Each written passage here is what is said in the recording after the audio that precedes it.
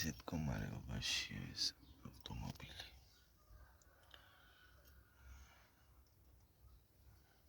რა ჩანაწერი ეს უბრალოდ ტრანსპორტირების დროს შუშა ქონდა ღია და ობი გაიკეთა.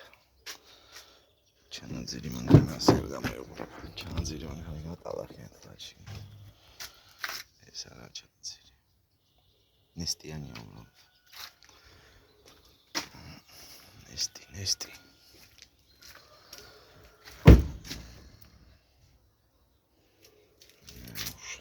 მოასწორეთ. იდი და